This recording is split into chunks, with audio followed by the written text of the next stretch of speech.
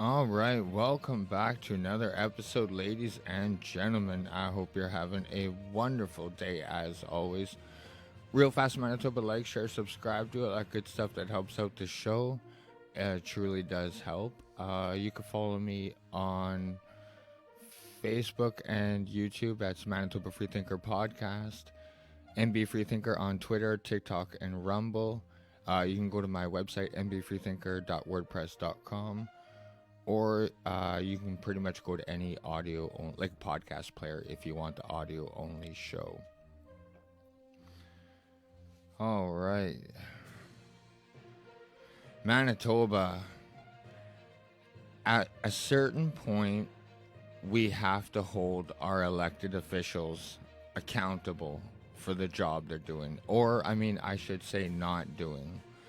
Like, how come every time they come out and spend our money, they are they're willing to get in front of the cameras, hold press conferences, and they literally just tell us Manitobans they have our back. And when the when the shit hits the fan, where are they? Um like, they are literally nowhere to be found. Every week I'm reporting the same issues that our elected officials claim that they're solving: crime, healthcare, economy. And like, I understand, Manitoba, that these issues take time. It's not like they could be solved overnight, but these are issues that have been going on for years. Like, this is not just a conservative problem, like a PC problem. These issues, healthcare issues, crime, has been going on since the NDP. Like, I think the NDP invented hallway medicine. Um, and again, I'm not saying liberal. We only have to look to the federal side of things to see how they would govern. And in my opinion, that's a disaster. So, honestly, Manitoba, I think honestly we need new blood. And like, we need new people and like new ways of governing. Obviously, the status quo is not working. Um, I don't have that much hope after the Winnipeg civic election. We pretty much just elected, a career politician in Scott Gillingham. So, I don't have much hope for that. But I honestly, come 2023, October, on the provincial side of things, I hope that Manitoba truly takes a good look at the Keystone Party. I think that they are going to be a grassroots movement. Um, And it seems like they are truly led from the bottom up, not the top down, like the main three parties, how they operate. So I'm going to show you, Manitoba, what status quo gives us. Take a look at this.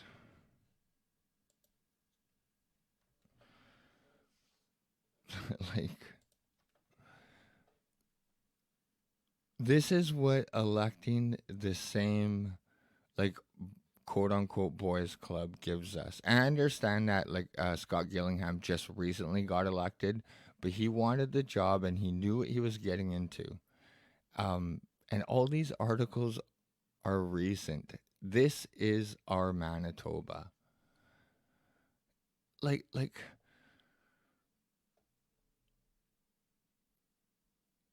what is Manitoba offering us? Like I said, week in, week out, our elected officials come on TV and they claim that they have our back and they're solving these issues. From CBC News, Manitoba has country's second highest homicide rate in 2021.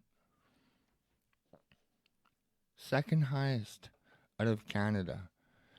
A report from Stats Canada shows the national homicide rate has increased for a third consecutive year, and nearly one quarter of killings in 2021 were connected to gangs. So this is obviously a Canada-wide issue, but Manitoba is the second. I'll scroll down. Manitoba had the second highest rate.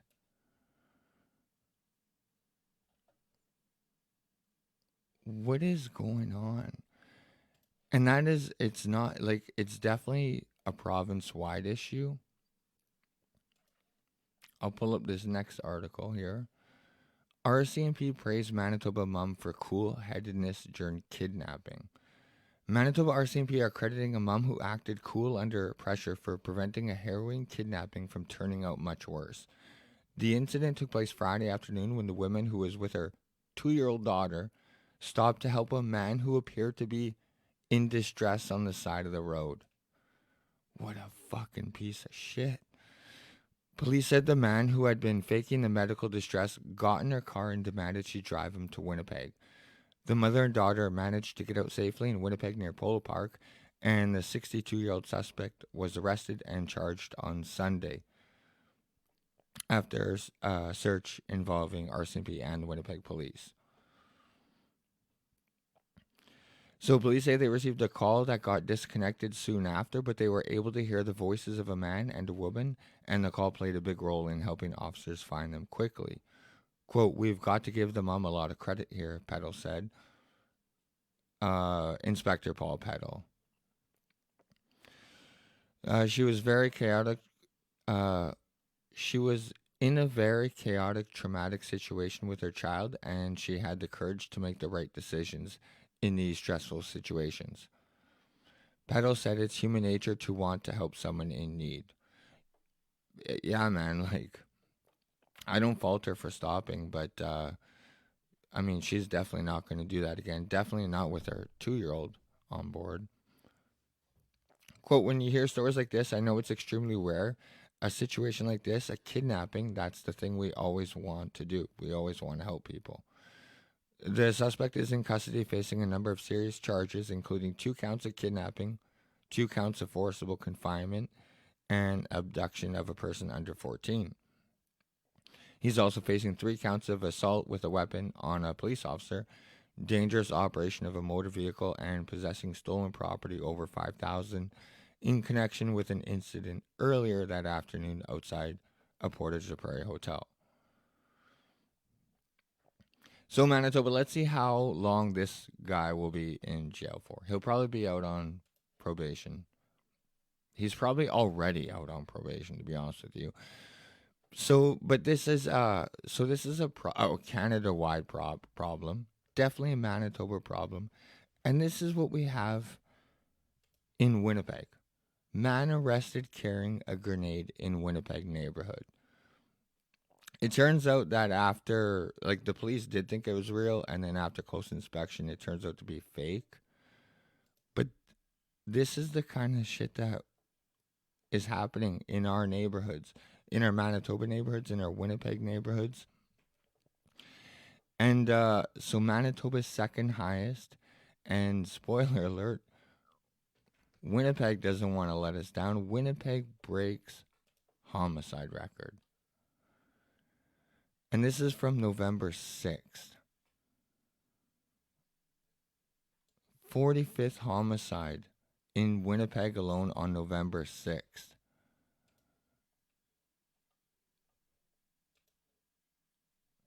November 14th, homicide investigation that happened on the 12th.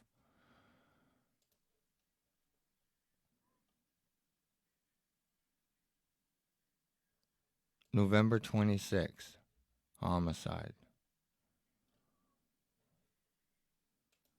So, like, not only did we break our record at the beginning of November, we already surpassed it by 2 murders. We still have another month to go. So, like I said, I know Scott Gillingham just recently got elected, but at a certain point, he knew what he was getting into. So, that is just crime. But, Manitoba, we're failing everywhere. Immediate action needed as physician shortage reaches historic high, say Doctors Manitoba. The organization that represents doctors in Manitoba says it's staggered by a growing shortage of physicians in the province, and more needs to be done to address a projected exodus. Manitoba has 217 doctors per 100,000 residents, a report released last week by the Canadian Institute for Health Information says. the third lowest rate in the country, ahead only of Saskatchewan and Prince Edward Island. The province would need 405 more physicians to reach the Canadian average of 246 per 100,000 residents, Doctors Manitoba said on Thursday, citing the CIHI data. That's up 13% from a shortfall of 359 doctors in Manitoba in 2020, and the highest number reported over 5 decades of monitoring the Physicians Advocacy Organization, said in its latest update on physician resources. So this shortage under the PC party is the best it's been. So this is what I mean. I'm not saying that we shouldn't vote PC. I'm saying we should give Keystone a look, not go NDP or Liberal. The shortage affects all Manitobans, said Dr. Candice Bradshaw, a family physician and the president of Doctors Manitoba. Quote, whether you're trying to find a family doctor, waiting to see a specialist, concerned about overcrowding in the ER, or stuck in the surgery and testing backlog.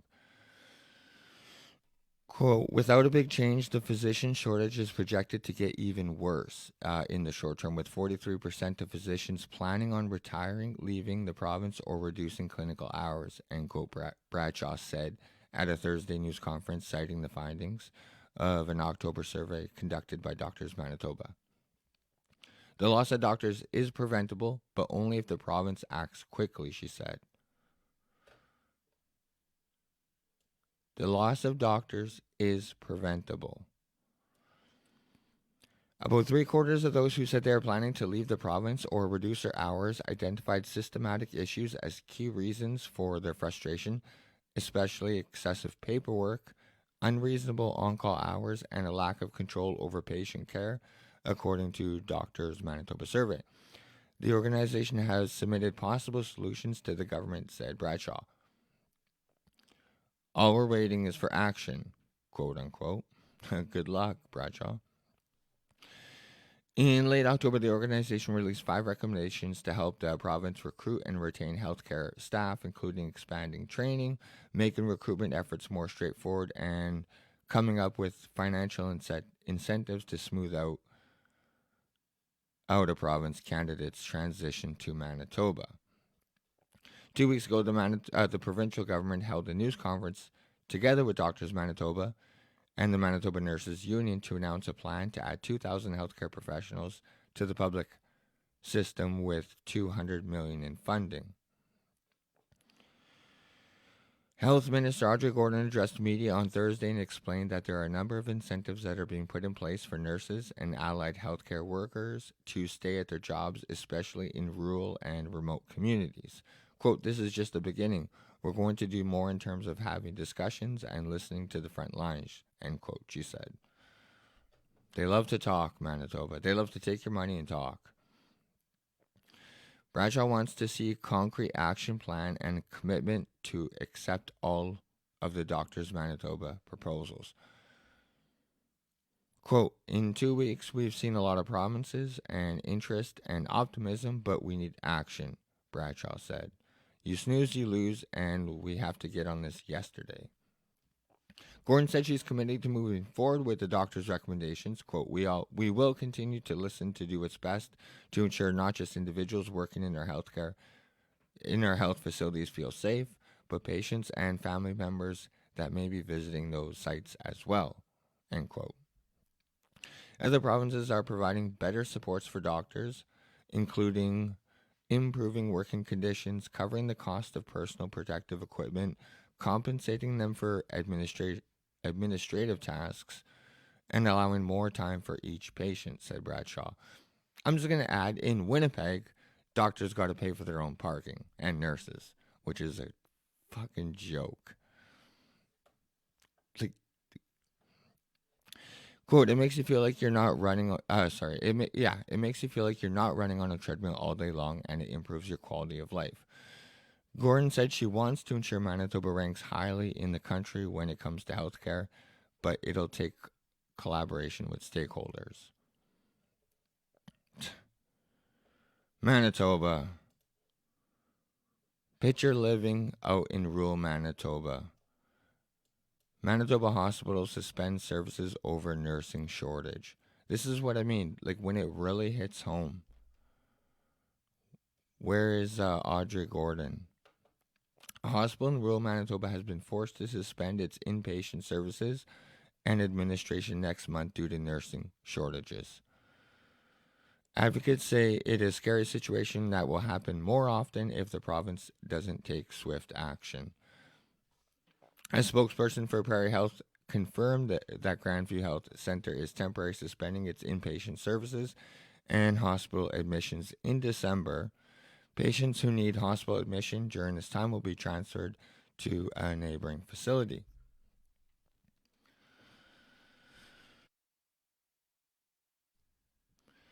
While emergency department services will continue, they will be limited to only 3 or 4 days a week. A schedule for the emergency department will be posted on the Prairie Mountain Health website. So that is, like I said, Manitoba reality. Manitoba has third lowest doctors per capita in Canada. Can we rank somewhere good on something? Like, it's just negative everywhere. That's what I'm saying. At what point do we hold our elected officials accountable? We need new blood, Manitoba. Like, okay, yeah, I read to you guys that these stats. It's just a joke. And then, if this isn't like icing on the cake, city snowplowing may not get any better this winter, says Winnipeg councillor. I mean, is winter new? Are how are they not prepared for this?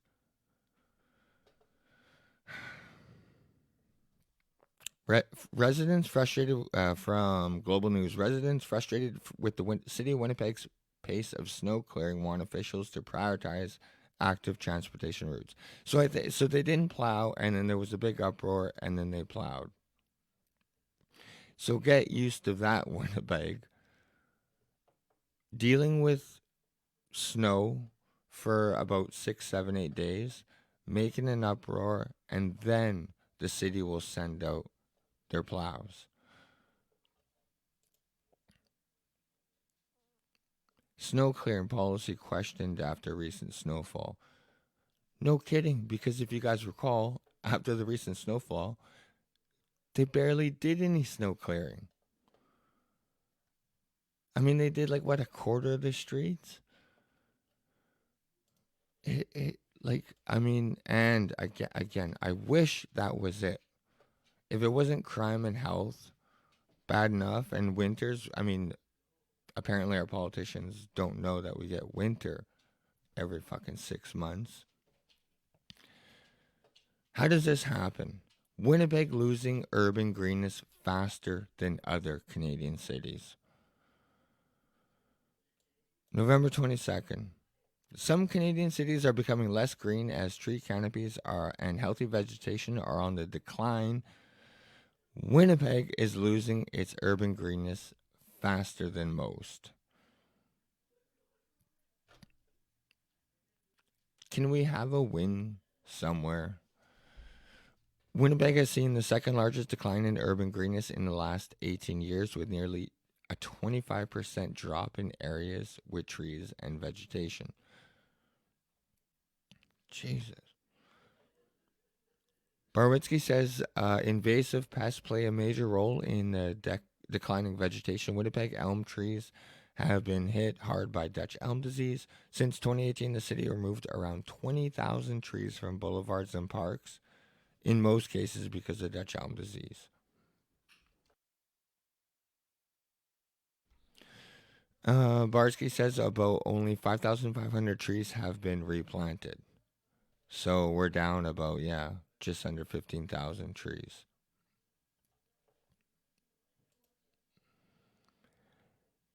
All hands on deck. Winnipeg experiences second largest decline in urban green space in Canada. This is what I mean, Manitoba. everywhere we look. Like this, where's that title? Whoops. This is a wall of shame.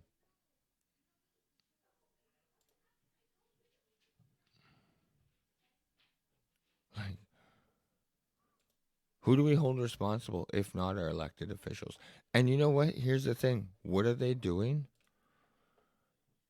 Middle finger raised, chair struck. Manitoba MLAs call out poor behavior after short lived civility plea.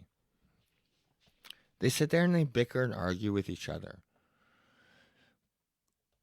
From CBC News, question period at the Manitoba legislature has descended into accusations of inappropriate conduct in recent days after one MLA flashed their middle finger and another struck a colleague's chair with the backside of their hand.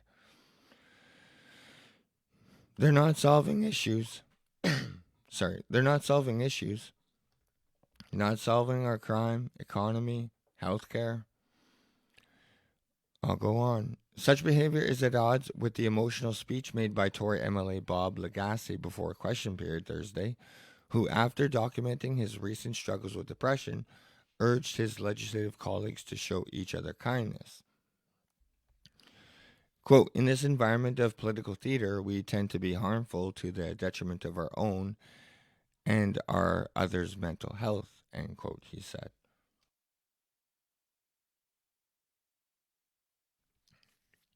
He addressed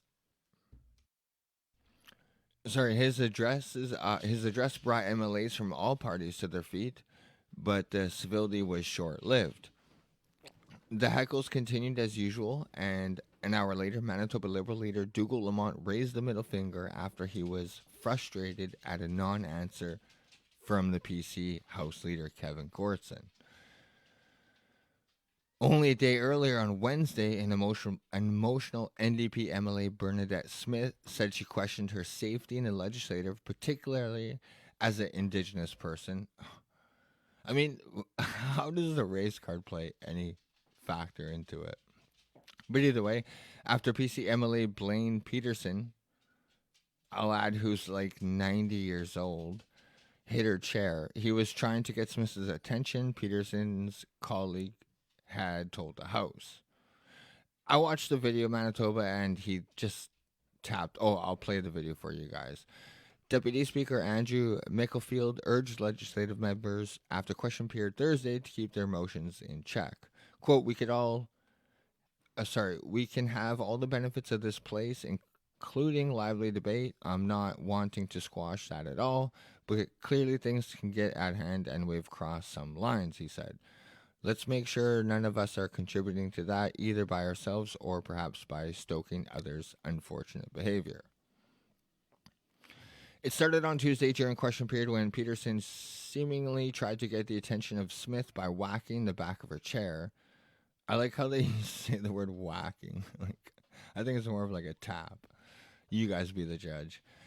Smith, who was seated, immediately turned around, and the two MLAs appeared to have a brief discussion, according to the Legislative Assembly video, which NDP provided to media. Smith alleged Peterson was trying to prevent her from speaking. Quote, the MLA from Midland may not like what I have to say, but the people of Manitoba sent me here, and I have every right to say what I need to say without being hit while I sit in my chair. That's wrong. She wasn't hit, Manitoba. We don't hit people in their chairs when people are sitting in them and try to change their opinion of a person while sitting there or stop them from speaking their mind, Smith said through tears. Manitoba, after this video, she's a grown adult in our legislative building passing laws. Do you think that this deserves tears? This is incredible. Her NDP colleagues Nahani Fontaine, Melanie Marcelino, and Lisa Naylor stood in solidarity with Smith and rested their arms on her. Look at Peterson. He's like 90 years old. In response, Peterson said he sincerely apologized for any grief and harm he caused. PC House Leader Kevin Gortson said MLAs can watch the video and make up their own minds, but he described the action as a tap. Quote, I'm satisfied that whatever was done was simply to try to gather the attention of the member, end quote, Gorton said. He added, he added that he has known Peterson, who he called an honorable individual, for a long time. Quote, when he says he was not intending to cause any harm or any concern to a member, I support and I understand and I believe him 100%. On Thursday, it was Gorton raising concern about fellow MLA's conduct. He said Lamont gave me a hand signal that wasn't indicating that I was number one in his heart. Gorton said he wouldn't consider himself to be offended. Good job, buddy, for not being offended. But he said the hand signal is simply inappropriate in a democratic house. Lamont said he welcomed the opportunity to speak in response. He apologized for his actions, but wanted to offer the context that he felt Gorton, in response to Lamont's questioning earlier in the day, was dismissing the threats that politicians opposing this year's convoy protests experienced. Whatever. He said some legislators in Manitoba were threatened, received death threats, and were approached by protesters in their offices. In recalling that, Lamont said, quote, I became frustrated, I will not do it again, and I sincerely apologize. NDP Leader Wab Kinew condemned the use of the middle finger and then invited all MLAs in the House to, quote, reflect on other behaviors that took place in the chamber this week, seemingly a reference to what Smith experienced. Quote, I would ask that there not be a double standard when we adjudicate these matters, particularly not on a partisan basis. Everyone deserves to be able to speak here freely. Everyone deserves to be able to participate, Kinew said. Before returning to legislative business, Micklefield reminded all legislators of the value of decorum. It's so funny that Wab Kinew, of all people, says, what would he say?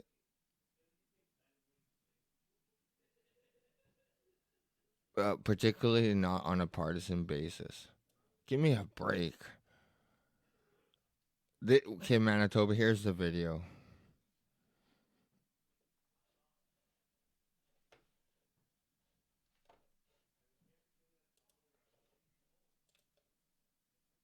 It might take a second. I don't know. It just disappeared. There's no volume, by the way. So it's right here. Oh, okay. That was it. That was it, Manitoba. Watch it again. Oh, it happened so fast.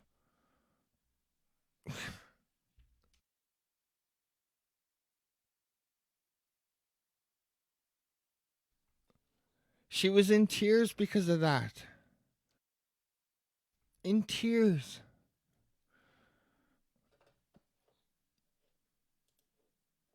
You guys be the judge. So either way, this is what our MLAs are doing while we have record crime, record healthcare problems. Like, we're not going to be able to plow our streets this winter. We're losing our urban forest. Like, and this is what they're doing. They're bickering, complaining about a tap of a chair, about a middle finger. So, congratulations on your hard work. Manitoba MLA introduces legislation to protect pets in extreme temperature. I agree with it, but this is what they do. Oh my god. They're making over 100 grand. And they come up with this is the kind of shit they pass. With all these other articles that I just showed you. In between their bickering, in between all these other articles, this is what they come up with. And last but not least, Manitoba. Look at this, 29 minutes, right on time. I just want to show you this quote because this was pretty much, I came across it when Dr. Rusin held his town hall, which was a complete joke. But look at Dr. Jillian Horton. Considering one of the last times a public health official in Manitoba addressed the population, he said, quote, it's okay to get infected. This would be a really good week for correction, direction, bigger picture on flu, RSV, clear messaging, and media availability from our top official in PH, public health. Again, I'm not saying that I agree with probably anything she has to say, even though she's a doctor. But it's just funny that just no one likes Rusin. Like no one thinks he's doing a good job. So I said we all agree that public health is a failure, but everyone puts their head in the sand and freaks out as soon as you mention the word private. So it's okay to have a failing healthcare system as long as it's free. I don't get it. Even though like Stevenson made it pretty clear that it's still going to be free, but everyone just freaks out, like I said. But either way, Manitoba, like I said, like at what point do we hold them accountable? This is our Manitoba. Every single article here is just a failure. So at what point do we hold them accountable?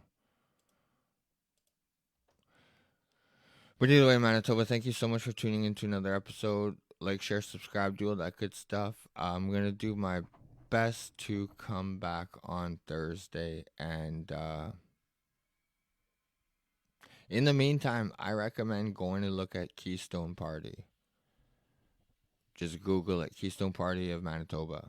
Because the status quo is giving us the worst crime in Manitoba, record breaking homicides in Winnipeg, healthcare crisis, we can't plow our snow, we're losing our urban forest, and our current parties are crying over the tapping of a chair and they're giving each other the middle finger.